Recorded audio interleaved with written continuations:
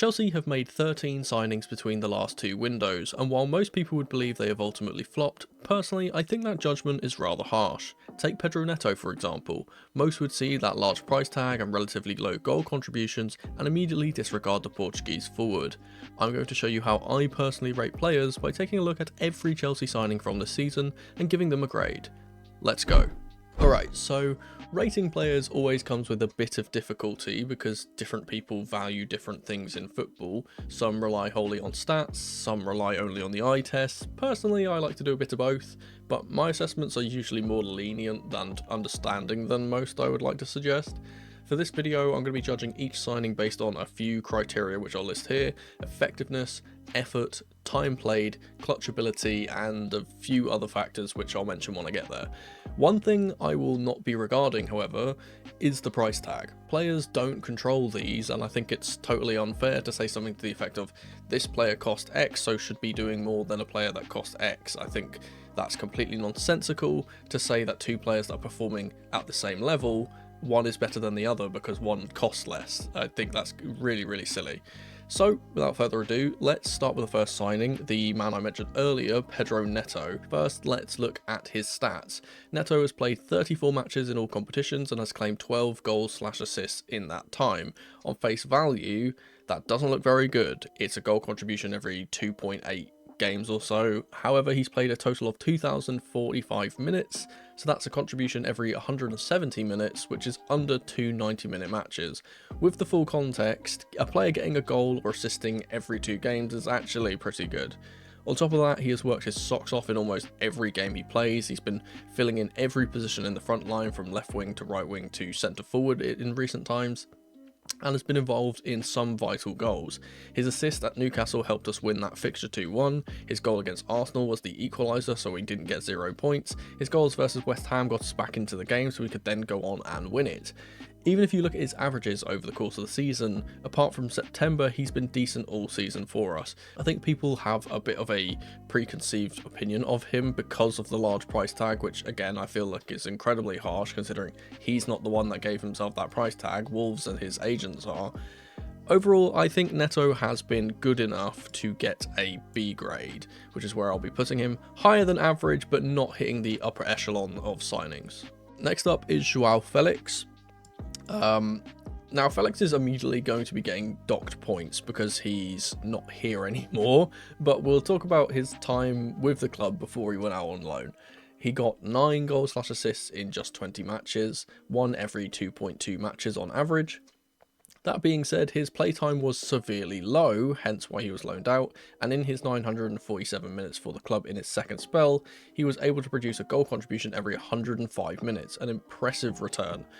That being said, as most of his work was done in our rotational games against lesser opposition, playing mostly in the Conference League, some would use this against him. Personally, I think you can only beat what's in front of you, and he certainly did that. As for effort, this is where I feel like the negatives come in for Joao. Not only was he rather lazy as a player, not contributing much to the press, etc., but his exit on loan suggests a lack of desire to fight for his place. It's arguable that with Palmer in this poor run of form and that left wing spot now having to be filled in with Nkunku at times since Madueke got injured and Mudryk got suspended, Felix could have been playing more in the first team and playing more regularly in recent times. That being said, hindsight is 2020 and he couldn't have known this was going to happen, but it still irks me a little that he didn't want to work harder in training to force his way into the team, but also wasn't really content with starting almost every Conference League fixture where he was doing really well as our rotational 10. I can't really give him any points for clutchability either, as all of his goal contributions were in games where it genuinely did not matter if he scored or not, like the final goal in the Wolves game and the Southampton thrashing, but there is one thing that saves him from his grade plummeting here, and that's the eye test. Despite my annoyance, let's say, at time at his lack of effort, Felix was always a good player to watch and was the type of technical footballer that genuinely does have a place in this team. Personally, I would have rathered that Nkunku went out on loan and we kept Felix instead, considering they filled the same spot in the squad, but I suppose that can't be helped now. Overall, I'm going to give Felix a rather harsh, I would suggest, D grade, which likely would have been higher if he had decided to stay at the club for the second half of the season. Alright, up next is Kiernan Dewsbury-Hall. Now, I know this one is going to upset a lot of people, but personally, I don't think Kiernan Dewsbury-Hall has been a bad signing, and I think that is a very controversial opinion, but let me kind of explain my reasoning here. I think a lot of people's opinion on him is not determined on how he has played, but the kind of made-up idea that he was brought in to replace Conor Gallagher, right? Which is obviously not true. He was just a signing that we had. Obviously, he had connections to Maresca. I think that the majority of people kind of expected him to be playing more, which is, again, another kind of a thing that's been going against him, is that he hasn't been playing very much. I think that at the start of the season, the majority of Chelsea fans expected him to start almost every game. At least I did. I will admit, I thought he would play a large portion of the games in our first team. However, Enzo Fernandez has kind of taken that role, and he's been very good this season instead. And a lot of people were saying, oh, he's going to be called Maresca's son, and they were kind of annoyed that a quote-unquote championship player was being forced into our first 11. Now it's clear that he is a rotational option, and that isn't the case. The narrative has shifted to, oh, he's not good enough for Chelsea and was a waste of money, so it's a bit weird how they were kind of saying that originally, but then they've kind of changed their minds on that. Again, I've spoken at length about how fickle our fan base can be at times. My personal opinion is that he hasn't played as much as he probably expected to, and given how well Enzo Fernandez has played this season, like I mentioned earlier, it was unlikely that he was ever going to be more than just a rotational option. Looking at his stats, he has 5 goals/assists in 22 appearances this season, which, while very low, is expected considering his low amount of minutes and rare amount of starts. 5 in 1,233 minutes is around 1 every 246 minutes or so, which is poor considering most of those minutes have come in rotational games, I will admit that. However, I think a lot of what Kiernan does on the pitch is largely overlooked. Because he scored and assisted so much for Leicester, people expect output and disregard the other work that he gets through.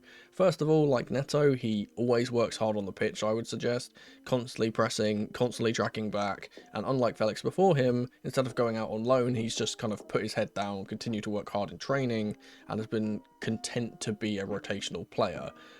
Be a good servant in those rotational games as well, which is a job much more important than most seem to actually realise.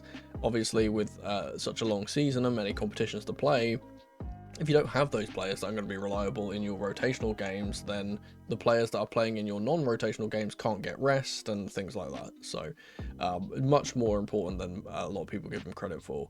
I've routinely watched KDH during our games, especially during the Conference League games and stuff like that, because I'm a person that self-admittedly really wants him to do well. He's a much better player on the eye test, in my opinion, than he is on the stat sheet. He wins his duels. He plays a high volume of key passes and racks up a lot of tackles too. And over the course of the season, he's been actually fairly average or slightly above.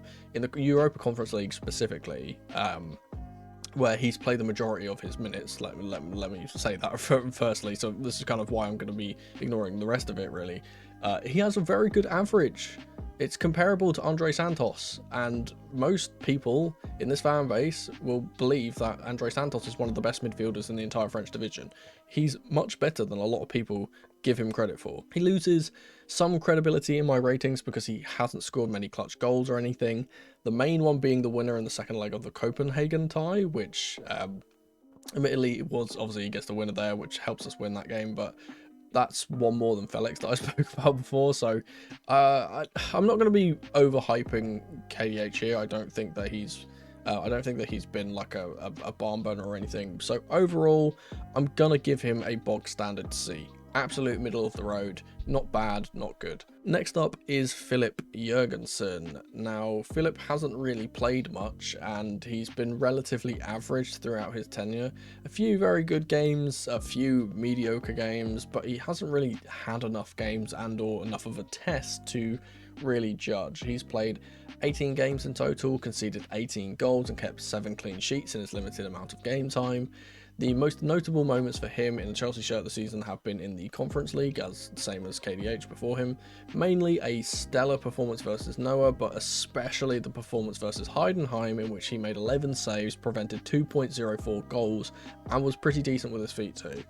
Now, I don't believe Filip has been particularly mind-blowing by any means, but he's been a good rotational goalkeeper for us so far this season, has made far less mistakes than Robert Sanchez, who's the number 1. And for that, I'm going to give him a solid C grade. I can't really talk much more about Jorgensen, again, because of his limited game time and because he's not an outfield player. He doesn't really have the kind of eye test in a way to kind of judge. He's just, does he make saves or not, really? He's been doing that. I'm going to give him a solid C grade, but there's an argument that he could go into either the box above or the box below. Yeah, I'm going to be putting him in the box standard C. Another player that's no longer with us, our next option, is Renato Veiga. We bought him in the summer for a decent fee, and in my opinion he was very good in the short amount of time that he played for us. He managed to rack up 2 goals and 1 assist in the brief 1,166 minutes he played for us, mainly being used as a rotational option in Cup and European games, but also as a late substitute as well. Now, if we focus on the Conference League again, because that's where the majority of his minutes came from, he was very decent as a rotational left-back and occasional defensive midfielder or centre-back. Considering he was playing out of position, as his now favoured position for Portugal and Juventus is at centre-back, where he's been very impressive, shall I say, since his move away, I don't think he put much of a foot wrong. In fact, according to SofaScore, he is still in the top 3 for highest average performances in the Conference League, and that's despite him not playing in the last 2 games of the tournament. Honestly, I think it was a bit of a shame that he left on loan, but considering his desire to play left centre-back for Portugal and being down in the pecking order over, or below rather, Levi Colwill, I think I understand why he felt like he had to get out there, showcase his kind of skill set more and get into the Portugal national team, where he has basically been ever since he moved. Personally, I think he was just as good on the eyes as he was on the stat sheet too, and with him coming back to Chelsea a more seasoned player next season, and probably making more senior starts, I would like to suggest, if he doesn't get sold. I don't think he particularly will be. I think this has been a very successful one, genuinely. I'm going to give him a B grade. I think he's actually been quite a good signing despite him not being here for us. Next up is Jadon Sancho. Now, Jadon Sancho is a player that, again, I feel like has been treated a little too harshly by the fans in recent times. As a loan signing from United, I'm not sure it was really expected for him to kind of be a world beater or anything, but at the start of his Chelsea career, he was putting in very good performances on a relatively consistent basis. A hat-trick of assists in his first 3 games showed us that he does have quality to him, and in my mind his performances have only really slowed down, with the rest of the team also slowing down. Honestly, pretty much all of our players recently have been rather mediocre, except for, let's say, Cucurella and Caicedo. I think those are the 2 that have been at the same level all season. Even our main talisman, Cole Palmer, is currently a shell of himself right now, so if it's happening to Palmer, then you can imagine happening to other attackers as well, especially considering how much Palmer kind of contributes to getting other people involved in games, and since he's not been really doing that as much, that kind of impacts the forwards around him. But Sancho has racked up 5 more goals/assists since the beginning, since those three assists at the beginning of his tenure, and that's brought his total up to 8 goal contributions in 28 games in all competitions, which, while poor, let's not beat around the bush, that is poor, it's not totally indicative of his overall performances, I would say. Like Jorgensen before him, he's had some very good games, some less than good games, and I think it equals itself out. Even his average performance rating on SofaScore is bang in the centre, near a 7.0, which is pretty much as middle as you can get. One thing I will credit him for is that he's put in a lot more effort in terms of his pressing and defending than I specifically expected from him. He had a bit of a reputation for being a lazy player, and that was kind of one of the main worries we had when we originally signed him, was like, he's not going to put in the effort to kind of play. And he's shown that for some times, I will admit, he's done that at times, but for the most part, at least from what I've watched, I think he's put in shifts where he can, As for clutchability, he's had a few notable moments. He got both assists in the 2-0 victory versus Heidenheim. He had a really good game versus Tottenham in the first victory against Tottenham. And not only getting Chelsea's first goal in that game and kind of getting us back into it after we went 2-0 down, but he won the penalty for the second goal as well. And that basically completes the turnaround for us. Overall, I don't think Sancho has been a particularly good signing for us, and though I think he's been better than most would give him credit for, I'm tempted to give him a D grade. I'm really tempted to give him a D grade. I think I'm going to put him in C just for now. Do I? I feel like it's harsh on Felix if I put him in C though, because I don't think Felix and I feel like Felix and Sancho are kind of equal on how well they've done. Maybe I give more points to Sancho because he stayed here. I'll put him in C for now. Maybe I'll adjust this at the end and put him down one. Alright, next up is Marc Guiu. Now, this is one of our best bits of business in my opinion. Marc Guiu has been far better than my expectations, at least, scoring crucial goals in our rotational games and doing everything that's kind of been asked for him since he became Nicholas Jackson's understudy. Mainly being used as our Conference League striker, the young Spaniard has only played 13 times in all comps for the Blues. In that time, he's racked up 6 goals and 0 assists. And while his goals to appearances ratio doesn't look fantastic on first glance, when you put that into context with his minutes, they look far better. Guiu has scored those goals in just 578 minutes of play, meaning he's scored a goal every 96 minutes or so, which is just under 1 goal per 90. But the thing that I think gives him the biggest boost to his rating, in my opinion, here is the effort that he has put in. He has been one of the most committed players in the squad this season, up there with the likes of Caicedo, Enzo, Cucurella, those ones, in terms of his pressing and his work rate. And honestly, he wins the eye test too. He's a really tenacious runner, good box presence. He's got a surprisingly good tidy finish on him. I think all 6 of his goals were very well taken. He had a good run across the near post to finish versus Astana. He had that, again, against Astana, he had that really neat run and then shot to get his second in that game. He had a very well placed side foot against, I think it was Noah. Very tidy finish there. And then obviously he had the hat trick against Shamrock where he had... He puts his head in a place where he could very well be kicked in the face to get his first goal, and then nearly kills himself on the post. So there's that one. I love the dying for the badge feel there.